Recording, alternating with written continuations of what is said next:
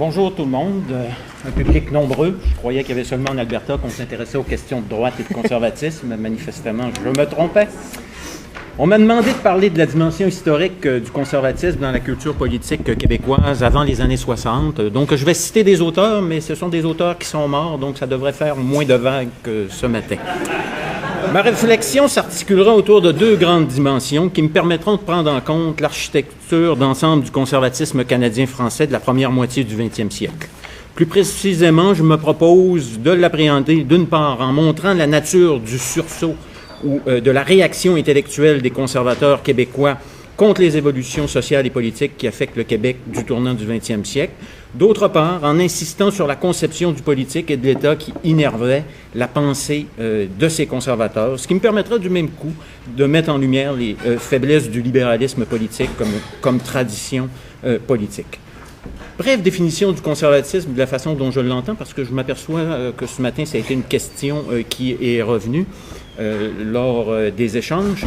La façon dont je conçois le conservatisme, pour la résumer le plus simplement possible, je m'inspire beaucoup d'un texte d'un auteur, d'un politologue français et juriste, Stéphane Rial, qui parlait de la droite ou de l'horreur de la volonté. Ce qu'il voulait dire par là, c'était que les conservateurs se méfient, et la droite en général, mais les conservateurs en particulier, se méfient des capacités de la raison de mettre en place un système politique quel qu'il soit, donc de diriger le gouvernement. Et donc, c'est le paradoxe des conservateurs, le paradoxe des libéraux également, gouverner sans gouverner. Donc, ça prend quelque chose, un gouvernement, mais on ne peut pas prétendre, vont dire les conservateurs, dénouer tous les nœuds complexes de la condition humaine. Donc, arriver avec un gouvernement puis essayer de mettre en place des politiques sociales ou des politiques de toute nature, on ne peut le faire. L'État doit se cantonner dans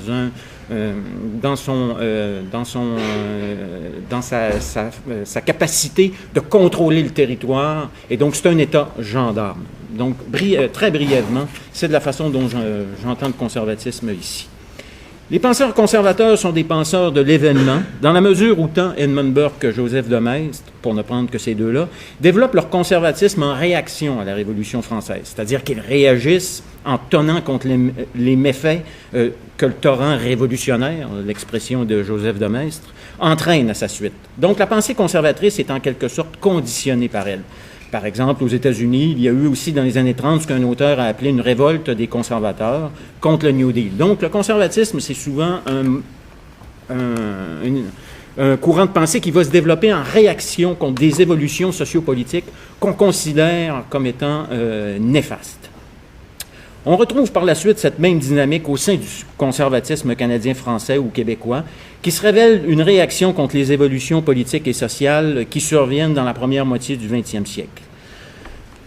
Le défi auquel fait face la société d'alors est cependant nouveau dans la mesure où il s'agissait plutôt d'une transformation de l'intérieur de la structure économique et sociale que de l'extérieur. Essentiellement, la société d'alors perdait son caractère rural et l'économie devenait moins agraire.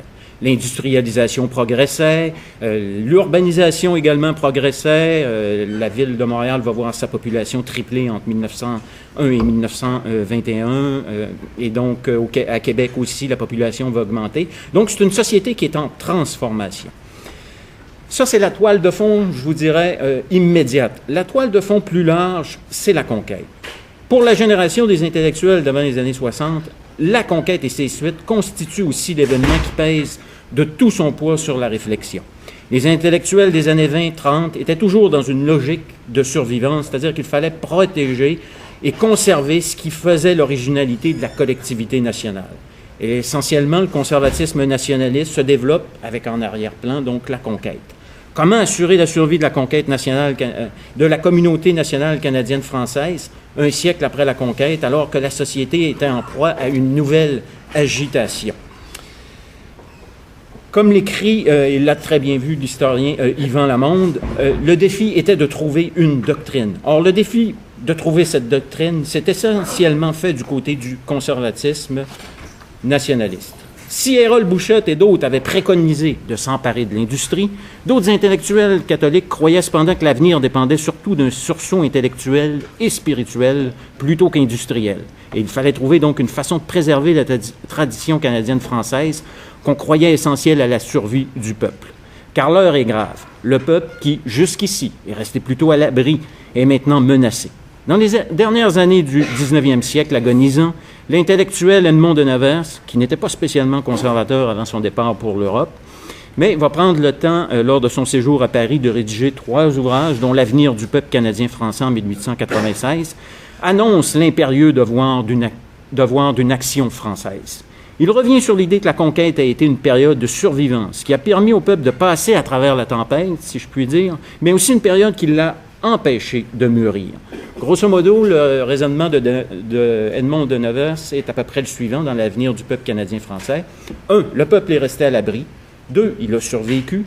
3. Mais il est jeune intellectuellement, ce peuple. C'est comme s'il avait été trop protégé d'une certaine façon et qu'il n'avait pas pu spirituellement et intellectuellement mûrir adéquatement. Et quatrièmement, donc, il faut qu'il redécouvre son devoir, celui de faire briller l'âme française en Amérique.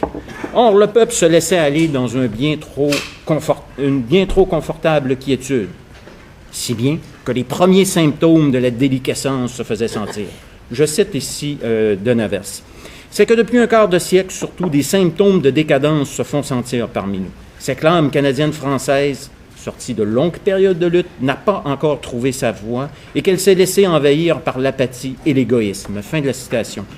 J'ai cité ce passage parce qu'il y a le mot décadence dans ça. Je crois que lorsqu'on est un conservateur, à un moment donné, on croit qu'il y a comme une certaine décadence qui arrive. Évidemment, aujourd'hui, on n'emploiera peut-être pas le terme de décadence, mais l'imaginaire de crise est là. Il y a quelque chose qui est en train de se perdre et donc l'évolution doit être freinée, arrêtée, diront d'autres. Et c'est là qu'il va probablement y avoir une distinction entre les conservateurs et les purs traditionnalistes qui veulent non seulement freiner le développement social et économique, mais qui veulent tout simplement retourner à un ordre antérieur, bien qu'aujourd'hui, ça soit de plus en plus rare, sauf chez les conservateurs ou traditionnalistes religieux. Ayant sombré dans l'individualisme, tout en s'étant livrés au culte exclusif de Mammon, les Canadiens français se sont réfugiés dans un molle patriotisme et la nationalité succombera par la tolérance, et là je le cite, succombera par la tolérance si nous ne nous hâtons pas d'ouvrir des champs nouveaux à l'activité de l'esprit, à l'ardeur des tempéraments. Les intellectuels groupés autour de l'Action française vont entendre cet appel de Edmond de Nevers. D'ailleurs, Lionel Groulx déplorait dans un article de la revue en 1918, donc un des premiers articles, un des premiers numéros de la revue, que ce livre de graves avertissements n'a pas été entendu. Et donc, Groulx va essayer de montrer qu'il faut entendre ce message-là. Le message grouxiste, c'est que l'histoire se révèle la clé de voûte pour la survie des peuples. Invoquant Montesquieu, Groulx va affirmer que des peuples étaient tombés en 2 générations, faute d'avoir oublié le passé. Groulx expliquait ainsi l'importance de l'histoire, qu'il voyait comme une sorte de dynamo qui emmagasinait les forces nationales et qui pouvait les libérer et donc permettre ce renouveau énergétique national. Bon, à l'ère des gaz de schiste, je n'avais pas pensé à la métaphore. Donc, ce texte de Groulx que je cite, qui s'appelle « L'Histoire », j'en cite encore un extrait parce qu'il est important, il permet de bien comprendre, me semble-t-il, la dynamique intellectuelle qui anime les conservateurs. Je cite. « L'histoire ne conserve point le passé à l'état de matière inerte, stérilisée. Elle conserve et transmet la vie. Elle peut être un multiplicateur de forces. Par elle, les vertus et les forces des vivants s'augmentent à chaque génération, des forces et des vertus des morts. Tout le butin glorieux qu'elle a glané le long des routes du passé, elle l'offre à nos intelligences et elle nous fait entrer en possession de notre patrimoine spirituel. À la transmission du sang va maintenant s'ajouter la transmission de l'esprit. » Fin de la citation. Les lecteurs pressés pourront dire la transmission du sang, on le savait, Groulx est raciste, mais c'est pas l'élément important, me semble-t-il, ici. L'élément important, c'est le patrimoine spirituel que l'histoire transmet.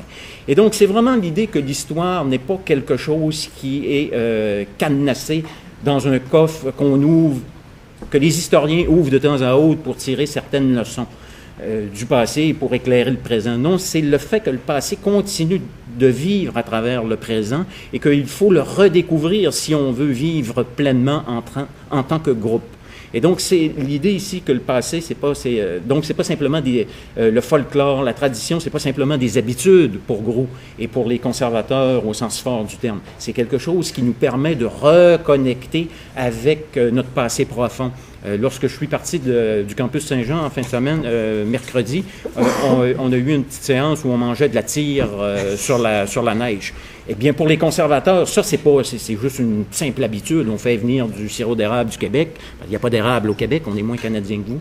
Et, non, mais il n'y a pas d'érable en Alberta, je veux dire. Et on fait venir, on en fait venir et on en mange. Et donc, mais ça n'a pas cet impact profond d'une reconnexion avec le passé. Ce qui est important ici, c'est de comprendre que chez Groulx, c'est donc un texte emblématique qui montre le poids du conservatisme au Canada français. On reconnaît là l'idée burkéenne d'un pacte entre les vivants et les morts, lorsque Edmund Burke parlait de la chaîne qui relie les morts aux vivants et même à ceux qui vont suivre. Les individus étant ce qu'ils sont, non pas tant en fonction du sang, mais en vertu de l'atavisme historique qui les a constitués comme ils sont. Au sortir de la guerre, il importe donc de redécouvrir la continuité des générations, le sursaut intellectuel recherché étant de remettre à jour les fondamentaux du passé. On voit bien ici la dynamique animant le conservatisme canadien-français, lequel se constituait d'un mélange de volontarisme, c'est-à-dire qu'il faut agir. Les gens de l'Action française ne vous disent pas qu'il faut regarder les choses aller, non, il faut agir, mais d'involontarisme, c'est-à-dire qui implique la redécouverte du plan architectural sur lequel la communauté nationale est construite. Donc, il y a toujours cette tension-là entre la raison qui doit découvrir les choses et aussi la tradition, parce que c'est ce sur quoi on s'appuie, c'est sur une tradition qui est ancestrale et qui permet, elle, d'éclairer le présent, d'illuminer le présent et de dire vers où on doit s'en aller. Donc, je pense que les conservateurs, on le voit, sont toujours dans cette dialectique, si je puis dire, entre l'involontarisme et le volontarisme qui les amène à redécouvrir le passé pour faire en sorte que le présent soit éclairé. Ce qui m'amène maintenant à la conception du politique et de l'État, et je termine avec ça. De manière générale, la conception du politique et de l'État qui prévalait chez les intellectuels conservateurs en était une qui cherchait à se frayer une voie entre le libéralisme individualiste et l'étatisme.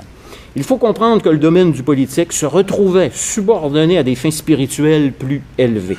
Cette conception était bien exprimée par Esdras Mainville, un intellectuel important, pour qui, écrivait-il dans Le Citoyen canadien-français, un ouvrage publié au milieu des années 40, il écrivait « L'État est soumis aux lois fondamentales de la société civile et aux lois divines de morale naturelle ou révélée. » Donc oui, le politique a un rôle, mais le politique est subordonné à cette fin morale plus importante, à ce bien commun qui lui-même repose sur une morale catholique. C'est ainsi qu'à partir de la thèse voulant que le politique se définisse par l'objet de la morale divine, Mainville identifiait 3 conceptions de l'État. La première théorie était celle de l'État gendarme, qui assure aux individus une égale liberté. La seconde, l'étatisme, qui fait de l'État la providence de tous. Et la troisième, la bonne, dite chrétienne traditionnelle, et je cite Mainville, qui ne voit dans la société civile ni une poussière d'individus sans lien ni frein, ni un troupeau sans liberté ni initiative, mais un tout organique dont le fonctionnement doit procurer le bien de l'ensemble. Fin de la citation. Donc, chez les conservateurs, il y a cette idée qu'une communauté doit s'organiser autour d'un bien commun.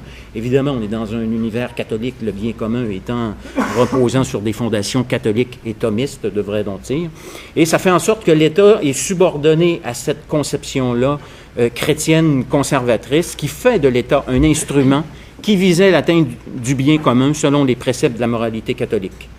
La philosophie politique qui est véhiculée au sein de l'École sociale populaire reprend également cette idée. Ainsi, dans un petit opuscule publié en 1932, la figure clé du catholicisme social au Canada français, c'était vraiment l'animateur principal du catholicisme social, le père Joseph Papin-Archambault, qui a publié de multitudes de textes, mais c'est vraiment c'est plutôt des tracts ou des textes qui ont une valeur plutôt programmatique, ce pas des textes de réflexion, explique que face aux échecs jumeaux du libéralisme et du socialisme, ça revient continuellement, il est nécessaire d'emprunter les chemins d'une troisième voie. Le recours à l'État était voulu, mais le concours de l'autorité civile doit venir seconder l'action des forces spirituelles. L'État n'a donc pas le droit de rester indifférent Le mot indifférent, il revient souvent sur cet élément-là. L'État doit donc faire quelque chose. Il n'est pas à rester indifférent comme le préconise le libéralisme pur, où l'État doit simplement agir comme un État gendarme. Et Archambault soutenait que Léon XIII avait mis en place une nouvelle façon de concevoir l'État, laquelle se distingue de celle préconisée par le libéralisme économique et de la doctrine du laisser-faire de l'école manchestérienne. Les papes auraient donc accordé à l'État le droit de s'ingérer davantage dans la régulation du social.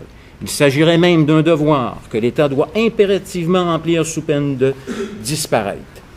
Ainsi, Archambault soutenait que l'État avait la responsabilité de mettre en place une politique sociale, celle-ci étant un des articles principaux du programme réformateur de Léon XIII. Il est continuellement en train de citer les encycliques Rerum Novarum et Quadrasimo Anno en 1931. Donc, il fallait protéger les travailleurs en mettant en place une série de mesures comme la reconnaissance des associations professionnelles, l'instauration d'un salaire minimum, fixation d'une durée maximale à la journée de travail et bien sûr de faire respecter le repos dominical, on est quand même catholique, ainsi que de veiller à la protection des femmes et des enfants. Évidemment, tout ça est très paternaliste. La réflexion, cependant, sur l'État, inaugurée dans le catholicisme social, ne débouche pas sur l'État-providence, loin de là. Il s'agit plus exactement pour la gouverne d'agir en tant que supplétif au capitalisme et d'avoir donc ce qu'on appelle un rôle subsidiaire, c'est-à-dire que devant les méfaits du capitalisme, la division sociale et haine de classe, l'État ne doit pas agir comme le régulateur de l'économie, mais comme étant le garant des principes de la morale éternelle, ce qui permettait la poursuite du bien commun. Ce qui nous amène maintenant à Duplessis. Est-ce que Duplessis partageait cette vision chrétienne traditionnelle? Les travaux des sociologues Gilles Bourque, Duchâtel et Jacques Beauchemin ont bien montré, dans leur ouvrage « La société libérale duplessiste », qu'il y avait une indéniable facette libérale en matière économique en ce qui a trait au duplessisme. Ce n'était pas un gouvernement qui voulait mettre en place un État-providence, un État qui agissait, mais un État qui était retiré dans la sphère, qui se retirait de la sphère de l'économie et qui laissait les choses aller, et donc qui laissait l'industrie jusqu'à un certain point faire ce qu'elle voulait. Mais il y avait également une facette antilibérale et conservatrice très présente également au sein du duplessisme. D'abord, il était contre les influences étrangères, entendues au sens large du terme, qu'on pense aux témoins de Jéhovah ou au syndicalisme. Donc, il y avait une réprimation. On réprimait ce qui était jugé contraire à l'essence de la communauté nationale. Et également, il y avait une valorisation de l'agriculture comme étant l'âme de la nation. Sur ce plan, Duplessis, on le voit dans les discours du trône de l'époque, revenait continuellement sur l'idée que l'agriculture était non seulement fondamentale en tant que pièce dans l'ensemble de l'industrie québécoise, mais comme un élément fondamental pour définir ce qui faisait la singularité de la communauté nationale québécoise. Mais le conservatisme ne dominait pas sans partage à cette époque. D'autres historiens ont montré qu'il y avait effectivement donc une trame libérale, mais cette trame libérale-là n'était pas, à mon avis, dominante.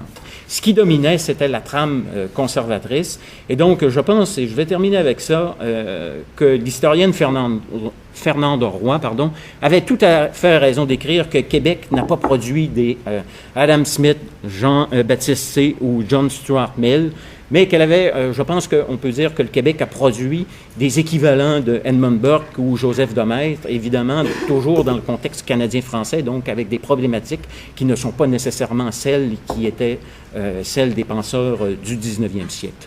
D'où l'idée qu'après les années 60, là, on voit l'inversion du pôle, c'est-à-dire que les conservateurs et le conservatisme laissent la place à de nouvelles idées politiques, mais il ne m'appartient pas d'en discuter ici aujourd'hui. Merci Frédéric.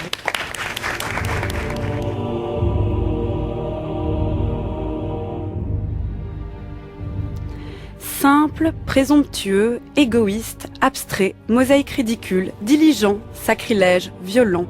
Les adjectifs ne manquent pas pour qualifier les droits de l'homme et les hommes de ses droits dans la bouche des contre-révolutionnaires. Le lyrisme de la déclaration de 1789 et sa fureur à faire table rase du passé n'ont d'égal que celle de ces fougueux partisans de la tradition, entêtés à vouloir revenir en arrière ou à anticiper le pire de l'avenir démocratique. Mais entre le rejet de l'instant et ce qu'il en reste aujourd'hui, pourquoi ne pas plutôt les voir comme les premiers critiques de nos droits de l'homme? Pourquoi ne pas en faire les premiers à révéler les failles d'un système bien trop connu de nous? Hier, c'est aux sources philosophiques de la déclaration que nous revenions. Demain, c'est au genre et sexe des droits et jeudi aux droits de l'humain que nous irons. Mais aujourd'hui, c'est donc vers trois penseurs, à l'inverse de la révolution que nous allons, Edmund Burke, Joseph de Maistre et Louis de Bonald.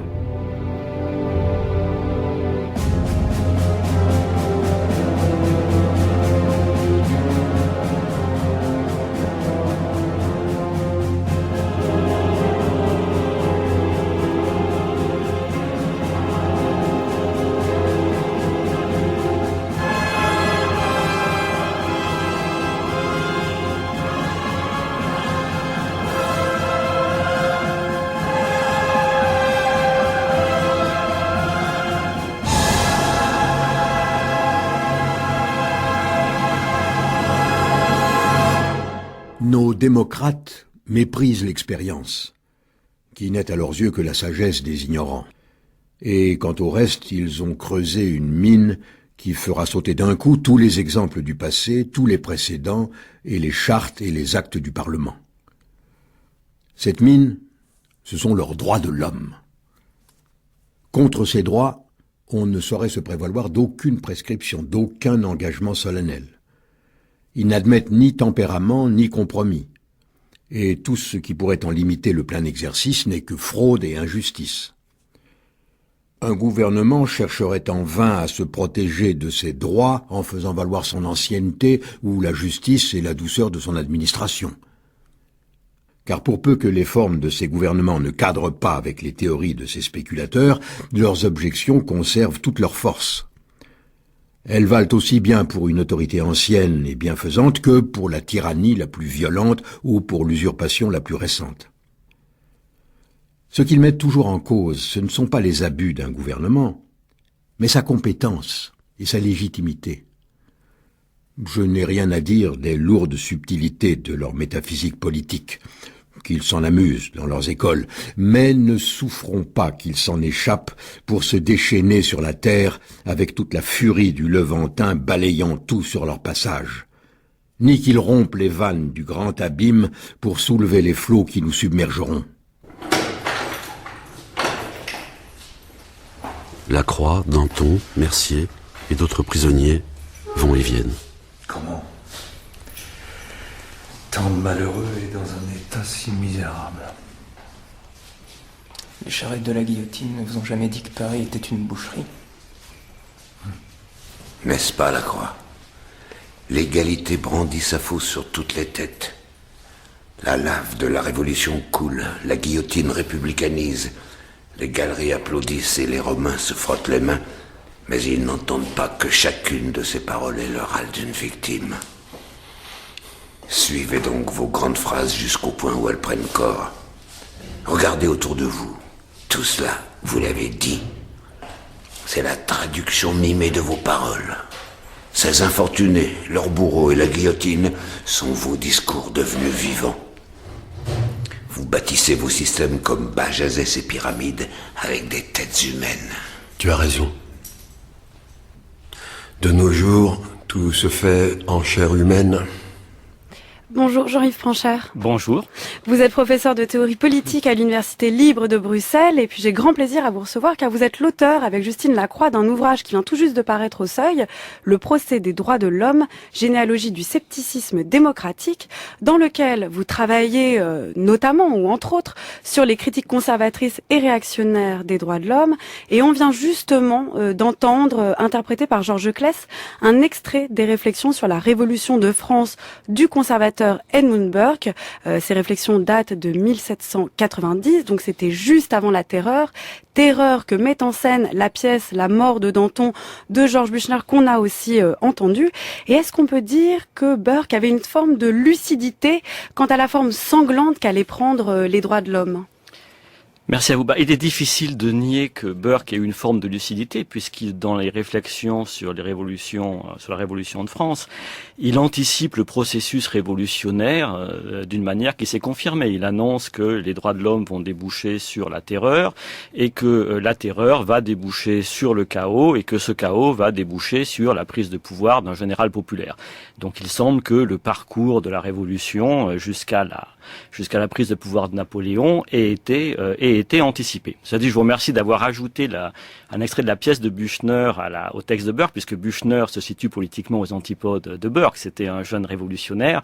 Il anticiperait plutôt la critique marxiste des droits de l'homme, et il permet justement de montrer la jonction ou les recoupements qu'il peut y avoir entre des critiques des droits de l'homme qui ont des visées politiques tout à fait antinomiques les unes des autres, et ce qui a été un peu ce qui est aussi le sujet de notre livre, écrit avec Justine, montrer la communication, la circulation des argumentaires à travers des dispositifs théoriques tout à fait hétérogènes et politiquement opposés. Voilà, alors quelle est l'actualité justement des critiques contre-révolutionnaires, parce que ils ont dénoncé l'horreur liée à la révolution démocratique, le traumatisme révolutionnaire, mais finalement quel est l'intérêt pour nous aujourd'hui peut-être de s'appuyer sur les critiques des contre-révolutionnaires, hormis pour le côté un peu lyrique de tout ce sang dégagé, écrit à chaque page, hormis ça, en fait, quelle est pour nous la pertinence de leurs critiques? Alors, si vous me permettez, pour répondre à la question, je crois qu'il faut d'abord distinguer les différents courants qui composent la contre-révolution, puisque de même que la révolution n'était pas un bloc, je pense qu'il faut reconnaître que la contre-révolution n'est pas un bloc, et vous me permettrez de retarder, de différer un peu ma réponse que je donnerai, mais de commencer peut-être par accentuer la différence qu'il y a entre la critique menée par Burke et la critique menée de l'autre côté par Bonald Desmaistres. Et ce qui permettra d'ailleurs peut-être de répondre tout de suite à la question de l'actualité de Burke et de différer la question de l'actualité de Bonald et de Maistre. Puisque finalement Burke est un libéral conservateur. Burke, au moment où la révolution éclate, est une célébrité anglaise et européenne, et il est célèbre comme parlementaire Whig. Alors anachroniquement, on aurait envie de dire, donc il est une figure de la gauche, même si il est en fait anachronique et faux de décrire les Whigs comme étant simplement la gauche. Mais enfin, ses engagements sont connus, extension de la tolérance pour les catholiques, défense acharnée, poursuivie pendant toute la Révolution des droits des Indiens opprimés par l'administration coloniale anglaise, soutien aux insurgents américains, condamnation de la guerre menée par les Anglais, et c'est donc une surprise pour tous ses amis qui sont favorables à la Révolution française de le découvrir extrêmement hostile à la Révolution, qu'il compare immédiatement à l'impérialisme Louis XIV. Il dit, voilà, la France redevient la menace qu'elle a été sous Louis XIV. Pourquoi ? Parce que, pense-t-il, les droits de l'homme sont un principe impérialiste. Les droits de l'homme sont un principe impérialiste parce que, justement, ils ne reconnaissent aucun autre principe de légitimité que les droits de l'individu abstrait organisé dans une collectivité démocratique. Des droits de l'individu ont déduit la supériorité de la démocratie. Or, dit Burke, et c'est là, à mon avis, que s'institue sa lucidité, la déclaration de 1789 peut bien sacraliser le droit de propriété, les révolutionnaires peuvent bien sauvegarder la monarchie pour le moment. Si on prend au sérieux ce que dit la déclaration implique qu'il n'y a pas d'autre régime politique légitime que la démocratie des individus. Or, cette démocratie des individus implique que soit détruit tout établissement politique. Elle ne permet pas de penser quelque chose comme un droit de la particularité, et en particulier, elle ne permet pas de penser quelque chose comme un droit de l'établissement national, de la tradition nationale. Donc, du point de vue de la Déclaration des droits de l'homme, dit Burke, la monarchie anglaise telle qu'elle existe ne doit plus exister. Elle n'a aucune légitimité. Et donc, dit-il, la France est vouée à faire la guerre au monde entier avec un tel principe. Et s'il s'engage contre la Révolution française, c'est parce qu'il craint pour l'Angleterre. Il craint un effet absolument impérialiste de cette Déclaration des droits de l'homme. Et il annonce que la Déclaration des droits de l'homme ne va pas, confirmer cette sacralité du droit de propriété qu'elle proclame avec insistance. Elle va au contraire déstabiliser le droit de propriété parce que, dit-il, le droit de propriété se fonde sur le droit de l'héritage Et la Déclaration des droits de l'homme n'a aucune place pour le concept de l'héritage. Donc, dit Burke, il faut choisir ou bien la matrice du droit, c'est le droit de l'héritage, et cela signifie que nous héritons aussi de nos droits, c'est-à-dire il n'est de droit que par héritage, et nous avons des droits d'ailleurs que par naissance, en tant que nous naissons dans une communauté politique qui nous confère des droits. Donc, ou bien la matrice du droit est le droit de l'héritage, et le droit de propriété relève fondamentalement du droit de l'héritage, et la transmission des propriétés n'est garantie que par ce droit, ou bien, comme le dit la Déclaration de 1789, les droits sont innés, ce sont des droits des individus libres et égaux, et alors il n'y a pas de place pour le droit de l'héritage. Le droit fondamental est celui de l'égalité des libertés, et annonce Burke, une telle revendication va emmener même les révolutionnaires modérés très au-delà de ce qu'ils croient vouloir. Finalement, c'est une critique à l'égard de la démocratie que Burke opère. Absolument. En fait, je dirais que c'est une critique à l'égard de la démocratie, comprise comme démocratie des individus et démocratie de l'égale liberté des individus. Burke est un défenseur sincère de la composante démocratique de la Constitution anglaise. Burke est tout simplement un disciple de Montesquieu. D'une certaine façon, Burke ne dit absolument rien d'autre que ce que dit Montesquieu. On pourrait dire que c'est un défenseur des Lumières contre ce qui s'est appelé dans la deuxième moitié du XVIIIe siècle la philosophie, c'est-à-dire le mouvement encyclopédique représenté par Voltaire, Diderot. Bon, je n'ajoute pas Rousseau parce que le rapport de Rousseau aux Lumières est complexe et contradictoire. Mais enfin voilà, Burke est un défenseur de la tradition de Montesquieu contre la tradition encyclopédiste, très précisément. Et il est un défenseur des Lumières anglaises. Il est un ami intime d'Adam Smith. Et Adam Smith disait que lui et Burke étaient toujours d'accord sur tout. Bon. Donc c'est une autre tradition des Lumières qui est très attachée à l'inscription communautaire du procès de civilisation. C'est une conception des Lumières qui n'a pas pour cœur la libre raison, mais qui a pour cœur le procès de civilisation, dont un des ressorts est d'une part le libre marché, le doux commerce, et dont un autre ressort est la tradition courtoise et religieuse. D'où une défense résolue de la religion comme principe de civilisation des mœurs. Et du point de vue de Burke, les Lumières françaises ont perdu ce point, n'ont pas compris l'importance de la religion dans la stabilisation du marché pour la civilisation des mœurs. Bon. Donc voilà, donc Burke est véritablement quelqu'un qui défend les positions de Montesquieu et qui pour cette raison s'oppose à l'absolutisme des droits de l'homme, qui pense qu'il y a là un principe tout à fait abstrait, qui n'a une légitimité que négative et à partir duquel il n'est pas possible d'organiser une société. C'est ça, l'un des paradoxes des droits de l'homme, c'est effectivement de déclarer que tous les hommes sont libres et égaux, mais que finalement cette affirmation est absolutiste. C'est-à-dire, oui, elle dit qu'elle est absolue et du coup elle prend une forme absolutiste. Ouais, C'est-à-dire que déjà il détecte la tyrannie à l'œuvre dans ses droits. Voilà. Et c'est pourquoi Justine et moi avons proposé de dire, pour répondre finalement à votre question sur la démocratie, que Burke était le défenseur d'une démocratie encastrée. C'est-à-dire, il veut une démocratie qui soit encastrée dans des institutions aristocratiques, monarchiques. Donc, la place de la démocratie, c'est le Parlement britannique. Ça n'est rien d'autre. La démocratie est un des aspects de l'institution sociale, mais elle ne peut certainement pas former le tout des rapports sociaux. Elle est un moment de la constitution de la légitimité du politique. Elle est le moment de la représentation des intérêts du peuple, que Burke tient pour absolument essentiel dans la délibération politique, mais elle ne peut pas prendre la place du principe souverain. Elle ne peut pas réguler les rapports sociaux. Il faut le dire, avec le premier philosophe de l'Antiquité, ou plutôt avec la raison universelle, ôter Dieu de ce monde, l'homme et la société n'est plus possible. Et tout devoir cesse là où il n'y a plus de pouvoir.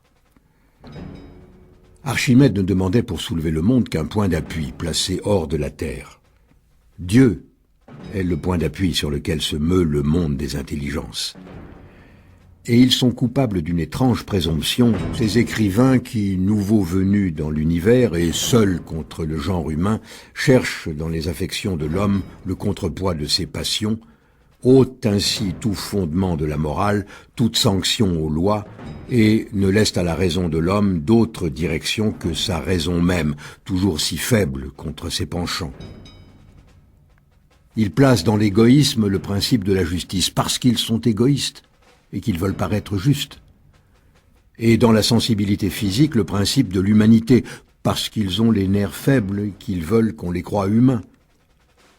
Il ne voit pas que l'égoïsme, même le plus éclairé, n'enseigne qu'à éviter l'éclat dans le mal que l'on fait aux autres, et la sensibilité la plus exquise qu'à ne pas les voir souffrir.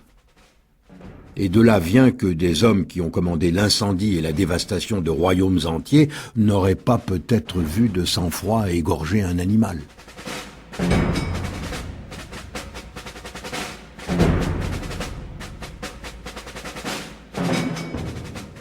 Et en France, c'est encore bien pire. 4000 familles de favoris, de princes de sang, de paix ou d'église, qui se détestent entre eux et végètent à la cour dans le vice et les abus. Eh, monsieur, vous semblez être très au courant de ce qui se passe à la cour. Mais vous ne savez peut-être pas que ces 4000 familles contribuent aux dépenses royales et à tant d'œuvres de bienfaisance. Voilà, madame. Le peuple, comtesse, refuse la bienfaisance. Ses droits lui suffisent. Des droits auxquels devraient correspondre de devoirs. Et parmi ce devoir, celui de respecter son roi, qui est roi de droit divin. Je crains que les aristocrates aient été les premiers à négliger ce devoir. Ils sont presque tous fuis à l'étranger, en oubliant leur roi. Ça, je ne partage pas vos idées. Et quant à ce fameux droit divin, où est-ce que les aristocrates ont obtenu ce droit divin? Ont-ils un accès direct à Dieu, que le peuple n'a pas? Non, ce n'est qu'une façon de se passer la charge de père en fils. Et de retrouver assis sur le trône après un lion un âne.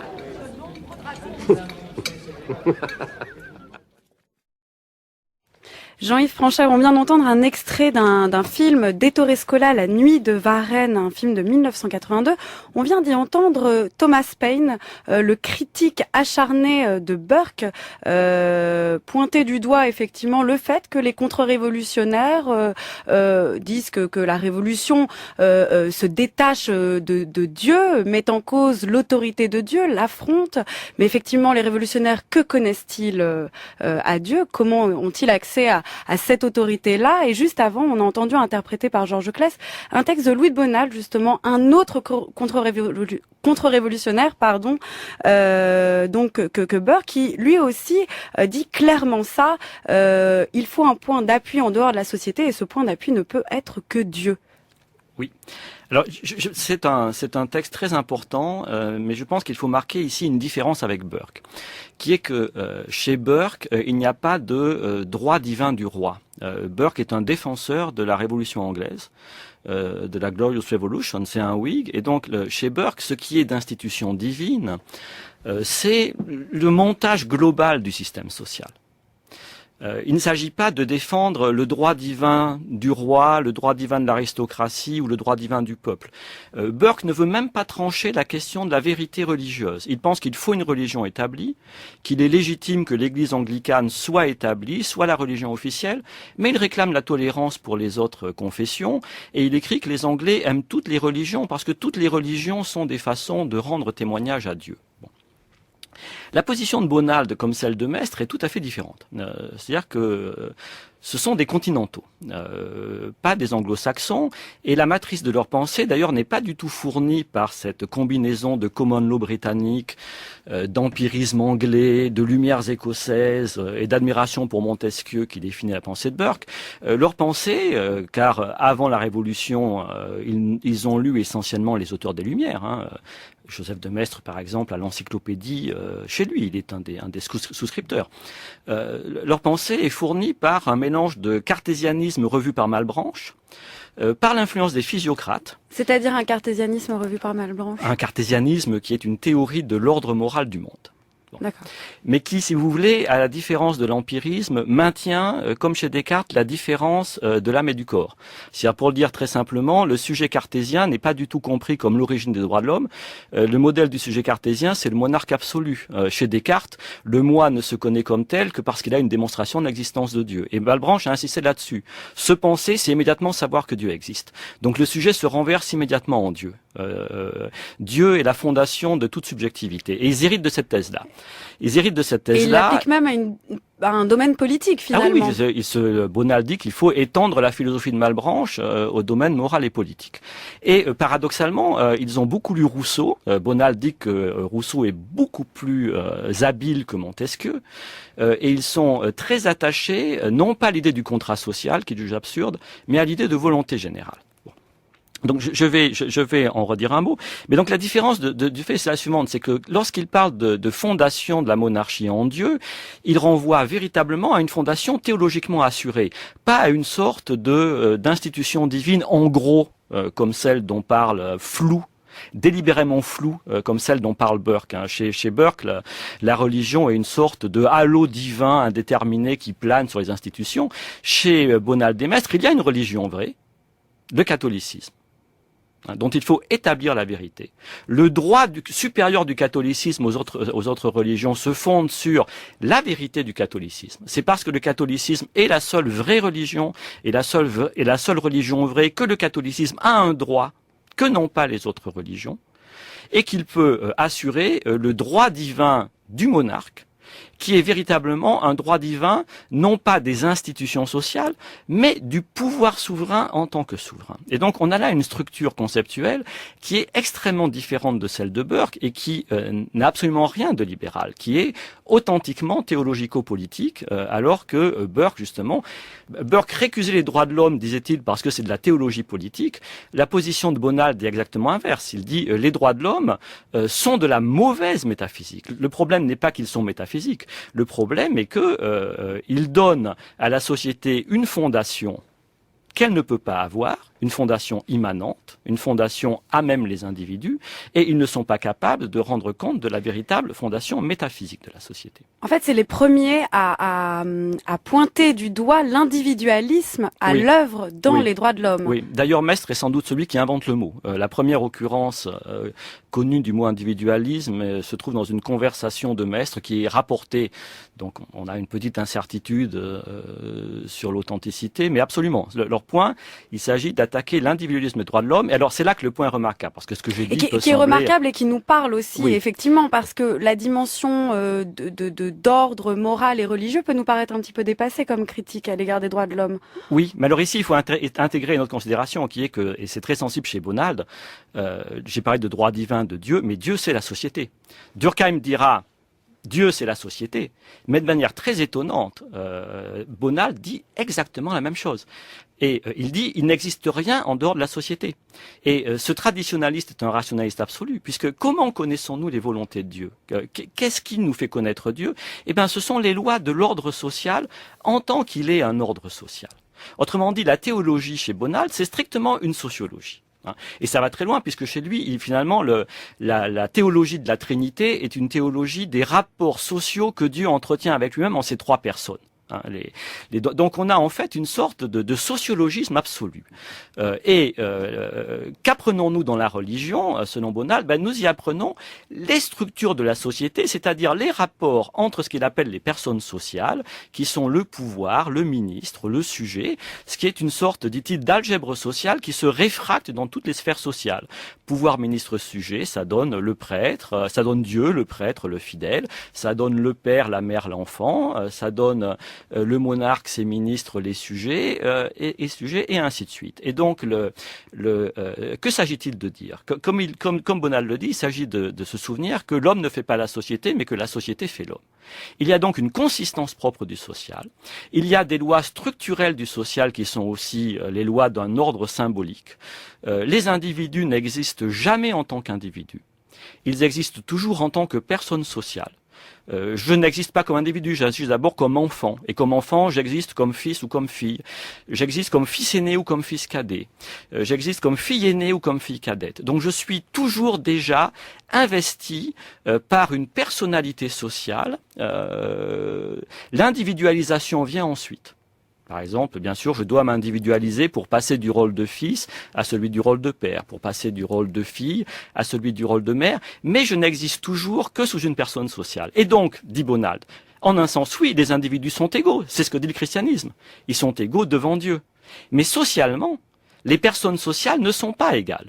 Les individus n'existent que dans des statuts sociaux, ils ne sont reconnus que dans des statuts sociaux, et leurs droits et leurs devoirs sont indexés à des statuts sociaux qui ne peuvent jamais être égaux. Si me rend les chevaux en bonne santé, je dépose les âmes. C'est ça ton idée de la justice? C'est pour ça que tu brûles, que tu massacres? Il paraît que tu t'apprêtes à ravager une ville entière. Tous ces gens que tu entraînes dans la guerre, ils savent ce qui les attend? Qu'est-ce que tu leur as raconté? Que Colas est victime d'une grande injustice. La femme que j'aimais, qui a porté mes enfants, est allée au palais de la princesse, supplier qu'on me rende la justice à laquelle j'avais droit. Tu es marchand. Ton commerce est prospère. Moi, je vois que ton cœur est mauvais.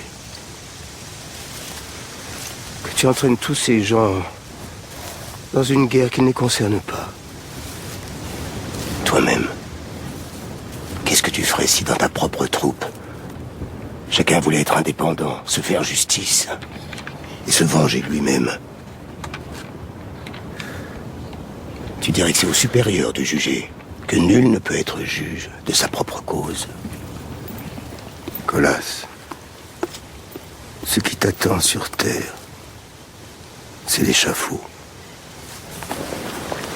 Et vous tous, vous savez très bien ce qui vous attend là-haut.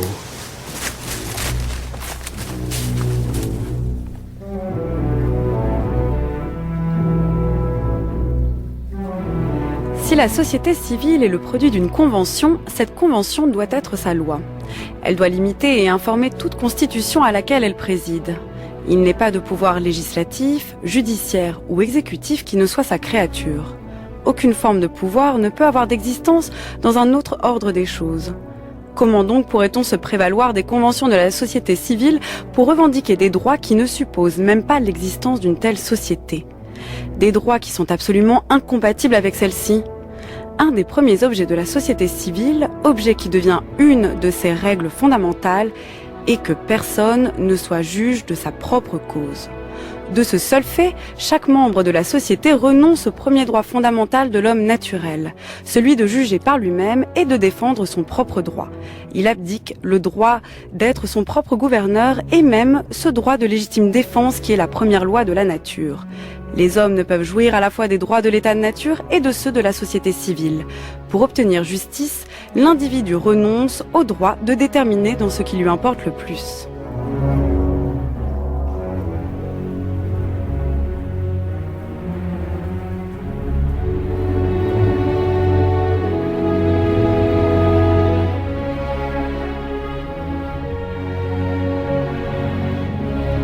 Jean-Yves Franchère, on vient d'entendre un extrait du film Michael Colas, un film d'Arnaud Despalières qui date de 2014, dans lequel Colas veut obtenir justice par lui-même. Il se fait juge de sa propre cause. Et cette phrase-là, en fait, c'est une phrase que l'on retrouve mot pour mot dans un texte que j'ai lu. C'est toujours extrait des Réflexions sur la Révolution de France, donc d'Edmund Burke.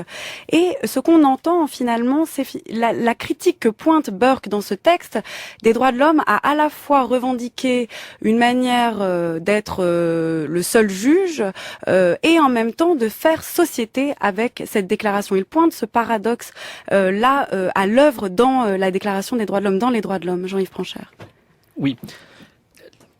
c'est un point d'accord entre tous les contre-révolutionnaires qui est que la Déclaration des droits de l'homme est une absurdité dans la mesure où elle fait surgir à côté du droit positif une autre source de droit qui le conteste.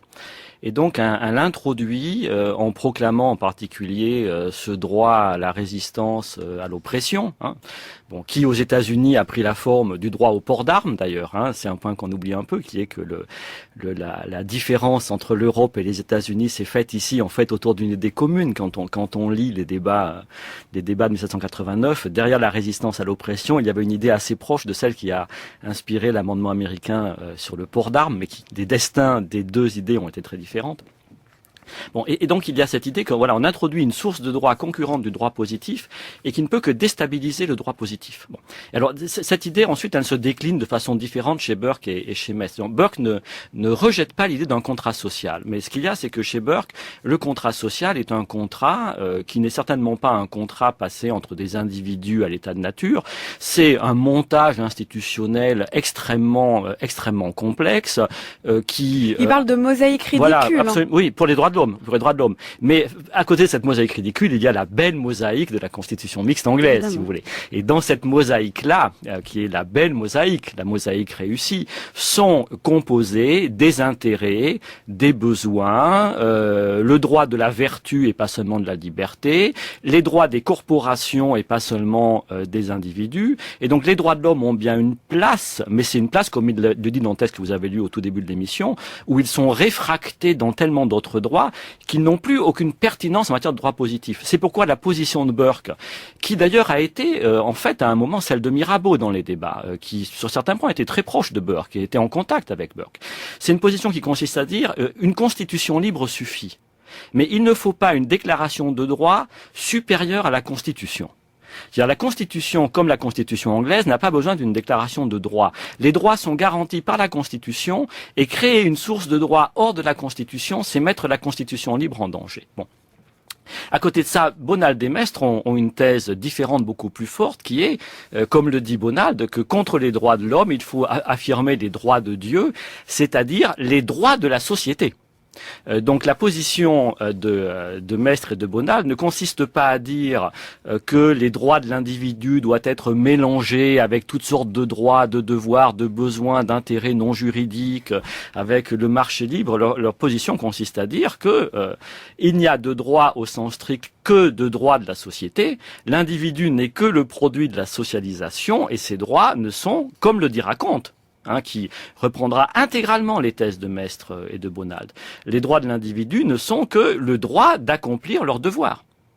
Mais alors pourquoi vous venez de parler de Kant, on pourrait aussi de Comte, pardon, Auguste Comte, Auguste Comte, Auguste Comte et de Rousseau, mais ce serait la même question que j'aurais à vous poser, c'est-à-dire que pourquoi Joseph de Maistre, Louis de Bonald et Edmund Burke sont restés alors qu'ils font des critiques tout à fait pertinentes, entendables, recevables des droits de l'homme. Pourquoi finalement sont-ils passés pour les grands méchants? Qu'est-ce qu'ils rejettent profondément? C'est-à-dire que défendre la société plutôt que l'individu, pourquoi pas?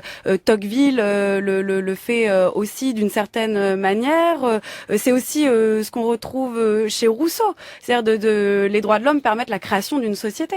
Qu'est-ce qui leur pose problème véritablement dans la société finalement que proposent les droits de l'homme? Alors là, je vais développer plusieurs choses. D'abord sur leur destin, leur position de grand méchant. Alors pour Burke, je rappellerai que Burke n'est un grand méchant qu'en France et sur le continent. Dans les pays anglo-saxons, il est un classique de la pensée politique et une référence absolument centrale. Burke est devenu un grand méchant en France tout simplement parce que le libéralisme conservateur de Burke était absolument inutilisable pour les libéraux conservateurs français qui ne peuvent pas demander un retour à l'ancien régime. Voilà, donc mais Burke n'est pas un grand méchant à l'échelle internationale. Quant à Mestre et Bonald, ils sont restés des grands méchants, mais si je peux me permettre une provocation, pas tant que ça, puisque quand on lit Baudelaire, que nous admirons tous, nous lisons Mestre. Et quand nous lisons Balzac, que nous admirons tous, nous lisons Bonald. Donc Bonald et Mestre nous sont transmis par des auteurs chez qui, généralement, nous ne soupçonnons pas leur Finalement, on serait beaucoup présence. plus mestrien ou bonaldien que qu'on nous ne le le pense. pensons, oui. Et d'autre part, je pense qu'il faut souligner le fait que les thèses de Bonald et de Mestre ont été transmises à la tradition républicaine française à travers Auguste Comte et à travers la tradition sociologique. Il y a des échos bonaldiens jusque chez Durkheim. Et on pourrait dire que l'oubli de Bonald et de Maistre, on a cessé de dire Bonald et Maistre à partir de Durkheim, tout simplement parce que Durkheim a réussi à intégrer leurs leçons dans la tradition républicaine tout en leur répondant. Bon. Alors ça mène à votre question sur Rousseau, parce qu'ici je crois qu'il faut souligner un paradoxe qui est que j'entendais hier Blaise Blackhoffen qui parlait de l'anti-rousseauisme de Sieyès, et qui est un anti-rousseauisme rousseauiste en fait, qui est une sorte de retournement de Rousseau contre lui-même. Et il se passe quelque chose de parallèle et de similaire chez Bonald et Maistre, qui ont lu Rousseau de très près, qui le réfutent de très près, et qui opèrent un retournement de Rousseau contre lui-même que va répéter leur principal disciple au XXe siècle, qui est Carl Schmitt. Puis là aussi, nous continuons à lire Bonald et Maistre à travers Carl Schmitt. Le grand succès de Carl Schmitt à l'heure actuelle est un succès de Bonald et Maistre. Schmitt n'a fait que réinscrire l'argumentaire de Bonald et de Maistre dans la distinction de l'ami et de l'ennemi, et dans une insistance sur le rôle de l'hostilité en politique qui était absente chez Maistre et Bonald. Mais tout l'argumentaire bonaldien et maistrien se retrouve chez Carl Schmitt de manière extrêmement nette. Bon.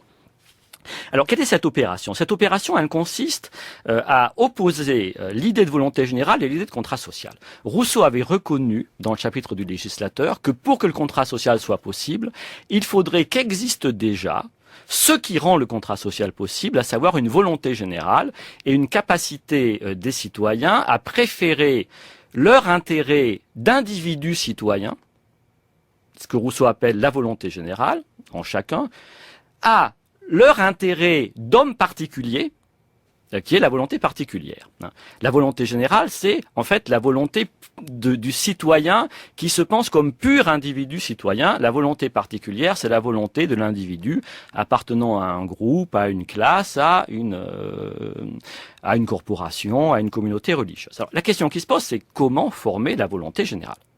Or, si on suit Rousseau, il y a deux voies qui se présentent. La première voie, c'est l'égalité sociale. C'est la voie la plus visible dans le contrat social. Autrement dit, ce que Rawls appellera une démocratie de petits propriétaires. Si tous les citoyens sont des petits propriétaires à revenus à peu près égaux, il leur sera facile d'avoir une volonté générale et de se reconnaître en elle. Bon. La deuxième voie, qui est également présente chez Rousseau et que va accentuer quelqu'un comme Carl Schmitt, c'est l'homogénéité nationale. Comme le dit Rousseau dans le projet de constitution pour la Corse, pour qu'il y ait une république, il faut d'abord qu'il y ait un caractère national. Autrement dit, ce qui va permettre aux individus de préférer leur volonté générale à leur volonté particulière, c'est leur capacité à se projeter dans une identité nationale et à la tenir pour leur identité individuelle la plus profonde et la plus authentique. Donc, la deuxième voie, c'est un nationalisme. Il faut appeler les choses par leur nom.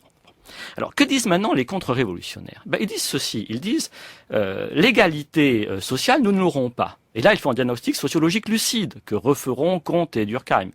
Le destin des sociétés modernes, c'est la différenciation et la division du travail toujours plus accentuée. De ce point de vue-là, le destin de la civilisation moderne, c'est la spécialisation des individus, donc l'inégalité, la diversité des intérêts. Alors, comment pouvons-nous fonder une volonté générale? Réponse des contre-révolutionnaires, nous ne pouvons avoir une volonté générale que si nous avons une institution spécialisée dans la production de la volonté générale. Et cette institution, c'est la monarchie, comprise comme service public avec une noblesse d'État. Voilà. L'homme peut tout modifier dans la sphère de son activité, mais il ne crée rien. Telle est sa loi, au physique comme au moral. L'homme peut sans doute planter un pépin, élever un arbre, le perfectionner par la greffe, mais il ne s'est jamais figuré qu'il avait le pouvoir de faire un arbre. Comment s'est-il imaginé qu'il avait celui de faire une constitution? Serait-ce par l'expérience? Voyons donc ce qu'elle nous apprend. Toutes les constitutions libres, connues dans l'univers, se sont formées de deux manières. Tantôt, elles ont, pour ainsi dire, germé d'une manière insensible par la réunion d'une foule de circonstances que nous nommons fortuites. Et, quelquefois, elles ont un auteur unique qui paraît comme un phénomène et se fait obéir. Dans les deux suppositions, voici par quel caractère Dieu nous a avertis de notre faiblesse et du droit qu'il s'est réservé dans la formation des gouvernements. J'indiquerai seulement l'erreur de théorie qui a servi de base à cette Constitution et qui a égaré les Français depuis le premier instant de la Révolution. La Constitution de 1795, tout comme ses aînés, est faite pour l'homme. Or, il n'y a point d'homme dans le monde. J'ai vu dans ma vie des Français, des Italiens, des Russes, etc. Je sais même, grâce à Montesquieu, qu'on peut être persan. Mais quant à l'homme, je déclare ne l'avoir rencontré de ma vie. S'il existe, c'est bien à mon insu. Même s'il y a combat, les révolutionnaires ne tiendront pas. On ne fait pas la guerre avec une armée de savetiers, de tisserands et d'avocats. Mes chers amis, vous oubliez une chose. Quelle chose, mon cher Saint-Laurent? C'est qu'on n'a pas toujours battu les Français. Et qu'ils sauront disputer le terrain. Moi, c'est bien simple. J'adore les Prussiens. Et depuis le jour béni où j'ai appris qu'ils marchaient avec nous, je cherche toutes les occasions de les acclamer. J'ai eu la joie et l'honneur d'approcher Sa Majesté le roi de Prusse à Pillnitz. Mais peut-être vous l'ai-je déjà raconté? Oui. Eh bien, voilà un homme. Un véritable Achille. Un Agamemnon. Il pèse au moins ses 200 livres. Et le Jacobin le plus borné, après l'avoir vu, n'oserait plus prétendre que les hommes sont égaux. Et surtout, n'oublions pas que c'est grâce à eux que nous allons rentrer en France. Mais c'est précisément là où le bas me blesse. Lorsqu'il y a 2 ans, nous avons émigré, tout était beau, tout était pur. Il n'était nullement question de solliciter les subsides de l'étranger. Nous voulions faire triompher des idées que, à tort ou à raison, nous considérons comme inséparables de la grandeur de notre pays. Mais nous voulions les faire triompher par nos propres moyens. Le linge sale se lave en famille. Mon cher, l'homme en train de se noyer peut bien abandonner sa montre à qui le tire de la rivière. Vos scrupules sont bons tout au plus pour de petites gens, des paysans, des artisans, qui vivent confinés sur quelques coins de terroir. Ils ne peuvent avoir aucune largeur d'idées. Leur plus grand voyage, c'est pour aller jusqu'au bourg voisin. Et quand ils se marient, c'est pour épouser la fille de quelques compères du même cru. Leurs enfants, leurs petits-enfants n'auront jamais d'autre horizon. On comprend que ces gens-là se gargarisent du mot « nation ». Tenez, voulez-vous que je vous dise ce que c'est que leur nation? C'est la réunion de la canaille contre les gens de qualité. Jean-Yves Franchère, on vient d'entendre un extrait du film de Jean Renoir, La Marseillaise de 1938, excellent film, et c'est un dialogue croustillant entre des aristocrates donc qui parlent, qui rejettent complètement, qui parlent d'un air méprisant de la Révolution, et effectivement, ils invoquent ce terme de nation.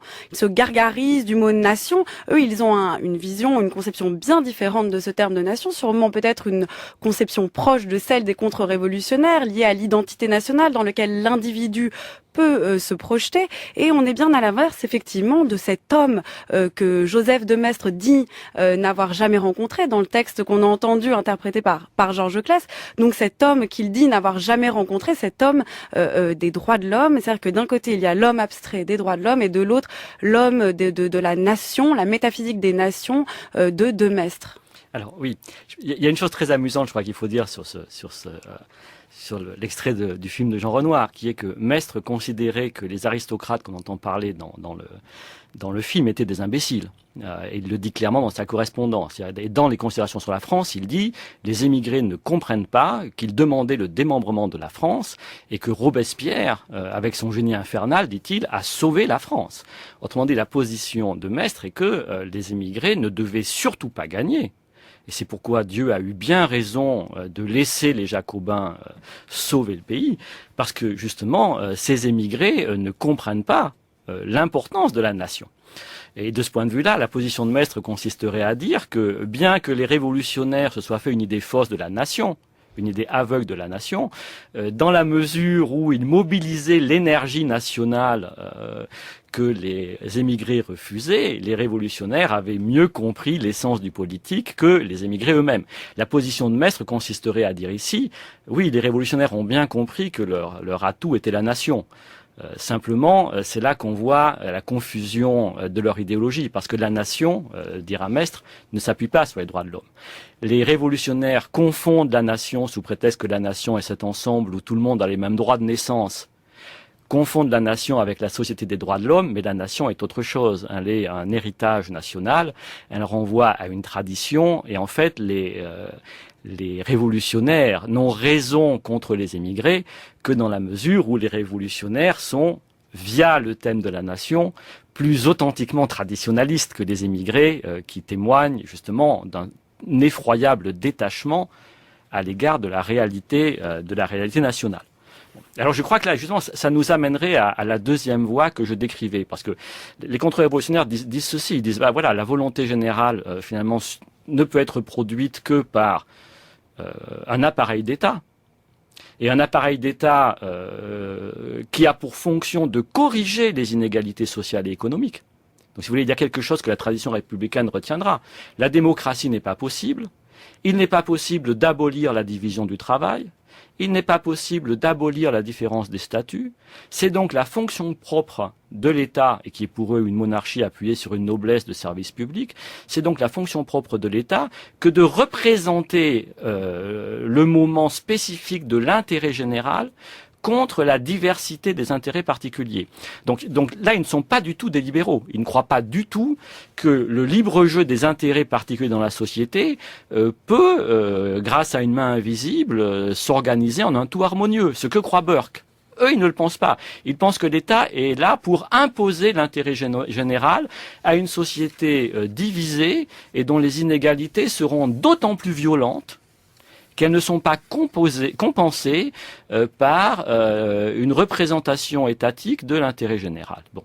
Mais l'acceptation de cet intérêt général, et ici c'est Mestre qui parle et ça n'est plus Bonald, parce que Bonald est peu désert sur le thème de la nation, cette acceptation, elle passe justement par le sens de l'identité nationale et par ce qu'on peut appeler d'une certaine manière la religion de la nation, ou l'institution d'un certain sacré national. C'est la sacralité de la nation qui seule est capable d'assurer la production d'une volonté générale. Mais cela, Rousseau le savait déjà quand il parlait de la nécessité du patriotisme et qu'il vantait les Romains qui préféraient leur patrie à leur vie. Mestre et Bonald ne font ici que jouer la partie finalement républicaine de Rousseau contre sa partie libérale. Quand on parle d'identité nationale aujourd'hui, par exemple, on est encore héritier de Mestre, de Bonald ou plus de Rousseau. Écoutez, je pense que nous sommes les héritiers de Rousseau retournés par Bonald et Mestre et transmis dans ce retournement par des gens comme Auguste Comte aux Républicains. Mais pour prendre un exemple, prenons l'extrême confusion des débats contemporains sur la laïcité, du débat public sur la laïcité, puisque ce débat public finalement est très déconnecté de la réalité de la laïcité telle qu'elle s'est sédimentée dans la loi de 1905 et dans la loi qui lui ont suivi. Qu'est-ce qui est très frappant chez tous ceux qui brandissent les mots de laïcité et de république en ce moment?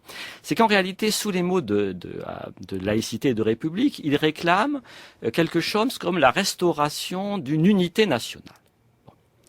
Et ce qu'ils appellent laïcité, et c'est très paradoxal, parce que la laïcité, justement, ne peut pas être ça. Ce qu'ils appellent laïcité est généralement quelque chose comme un sacré républicain, comme une sacralité républicaine. Le vieux sage de son héritage tressaillera comme nous. Merci beaucoup Jean-Yves Franchard d'être venu éclairer pour nous les droits de l'homme grâce aux contre-révolutionnaires.